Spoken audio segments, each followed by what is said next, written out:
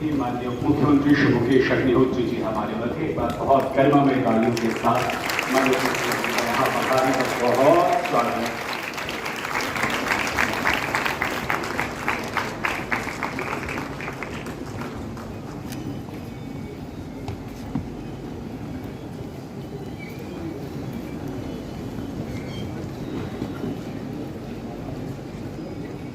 नमस्ते। सेवाओं को और बेहतर, सरल, सबके लिए सुगम बनाने, लोगों के लिए रोजगार और तकनीक को जनता के करीब लाने को समर्पित इस सम्मेलन में उज्जवल भविष्य की बुनियाद रखने वाले माननीय मुख्यमंत्री श्री मुकेश अग्निहोत्री जी का सानिध्य हमें आज यहाँ मिल रहा है।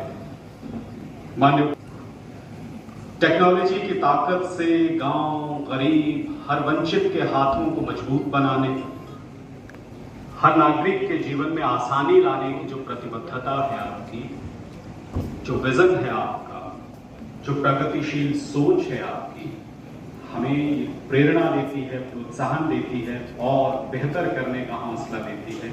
इस कार्यक्रम में पधारने पर हम हृदय से आपका स्वागत है। मुख्यमंत्री का यहाँ पधारने पर बहुत स्वागत।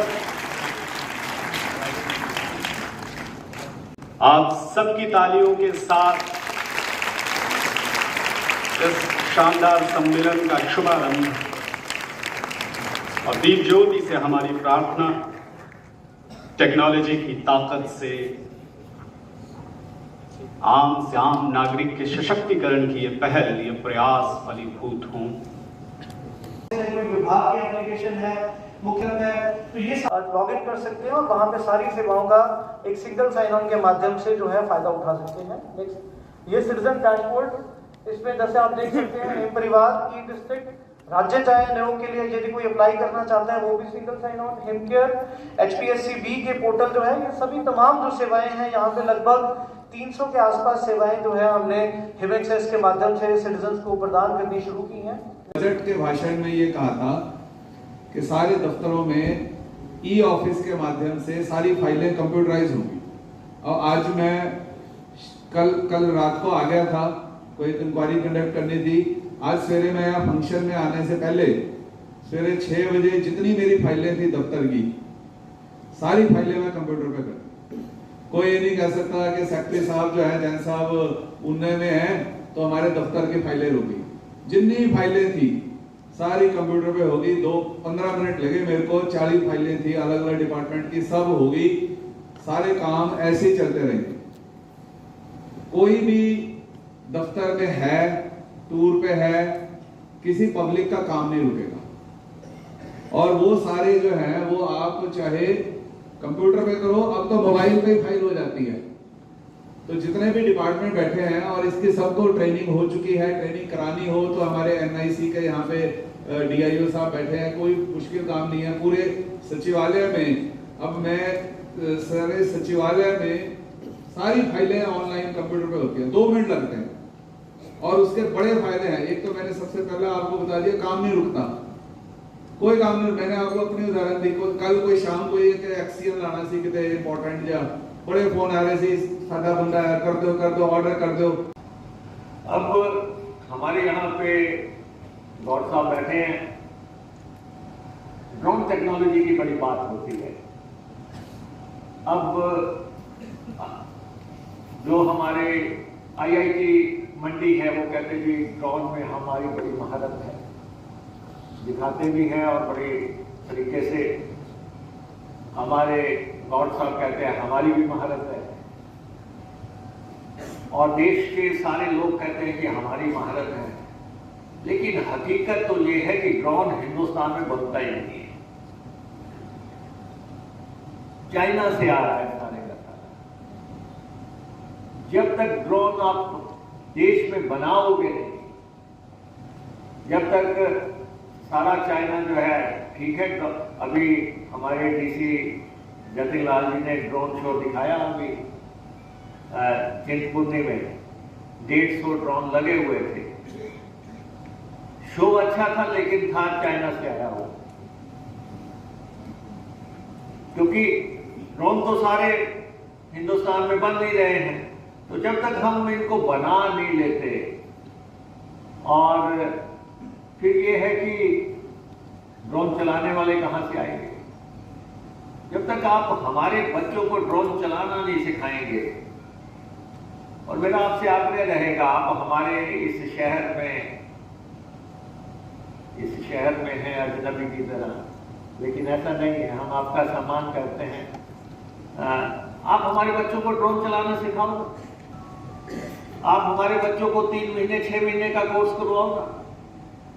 आपने जो बड़े बड़े गेट लगा रखे हैं अपने IIT के आगे, उसके दरवाजे खोलो ना हरोली के बच्चों के लिए।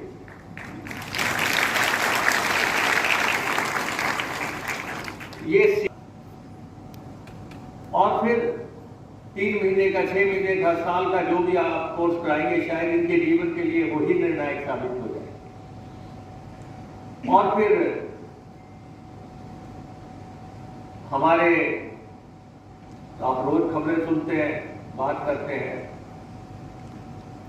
कि ड्रोन के माध्यम से डिफिकल्ट एरिया में दवाई भेज दी गई।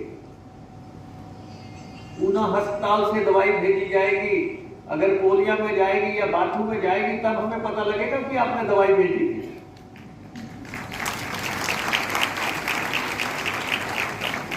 किसके घर में वो दवाई पहुंची, किसके घर में ड्रोन उड़ा, कहां से उड़ा, किधर से उड़ा। तो ये हमारा आपसे आग्रह रहेगा, आप एक्सपर्ट लोग हैं, IT के एक्सपर्ट लोग हैं, आपके साथ दूसरे माहिर लोग भी आएंगे। तो जब इस टेक्नोलॉजी का फायदा हमारे लोगों को होगा कि हमारे बालीवाल के प्रधान जी बैठे हैं, वो वहां से कहते हैं कि ऊना अस्पताल में कि जी मेरा पेशेंट बीमार है, ये दवाई बालीवाल में पहुंची है, तो आप ड्रोन से पहुंचा दो, तभी पता लगेगा कि क्रांति आई है। तो देखिए, आज एम्प्लॉयमेंट अपॉर्चुनिटीज़ जो IT सेक्टर के थ्रू की जा सकती है, उस पे कॉन्फ्रेंस यहाँ पे हो रही है, डिस्कशन यहाँ पे होंगे, और हमारे ऑफिसर्स, सेक्रेटरी साहब और दूसरे सब लोग यहाँ पे आए हुए हैं। और हम ये देखते हैं कि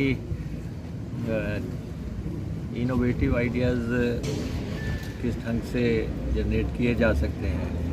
अब आप देखें कि गूगल है, गूगल के जो हेड कर रहे हैं वो इंडियन है, या फिर माइक्रोसॉफ्ट में हमारे लोग जो है वहाँ पे संचालन कर रहे हैं। लेकिन इंडिया में हम कैसे इस टैलेंट का इस्तेमाल कर सकते हैं और इन अपॉर्चुनिटीज़ को अपने देश में हम कैसे ला सकते हैं, तो ये एक बहुत बड़ी चुनौती है देश के सामने। और आप देखते हैं कि पिछले सालों में IT सेक्टर में बहुत बड़ा बूम आया और 25% तक वो हुआ, जंप आया इसमें। और लेकिन ये कंपनीज, चाहे कोल्ड ड्रिंक्स की कंपनीज हैं या दूसरी कंपनीज है, IT सेक्टर की कंपनी है, वहाँ पे लोगों को जॉब अपॉर्चुनिटीज़ हुई, और जो हमारा आउटसोर्स के माध्यम से। लेकिन पिछले सालों में उसमें जो है 4-5% तक रह गया। लेकिन हम अपने देश में किस ढंग से इसको विकसित करेंगे, जो यहाँ पे डिस्कशंस होगी। यहाँ पे हमने इंस्टीट्यूट भी ये स्किल डेवलपमेंट सेंटर बनाया है, और इस सेंटर की सार्थकता तो तभी होगी जब हम यहाँ पे कॉन्फ्रेंसेस करेंगे, यहाँ पे डिस्कशंस करेंगे, और ख़ास तौर पे हिमाचल प्रदेश में भी हम इन कंपनीज़ को कैसे इनवाइट कर सकते हैं, किस ढंग से आगे काम कर सकते हैं। ये सारी डिस्कशंस अब टोटलिटी में तो हमारे सेक्रेटरी साहब बता सकते हैं कि क्या सोच है और किस ढंग से। तो हम भी लर्नर हैं, हम देखेंगे अंदर क्या क्या बातें आती हैं। हमारे नए लोग जो हैं, जो IT सेक्टर से जुड़े हुए, क्या बातें रखते हैं। Thank you.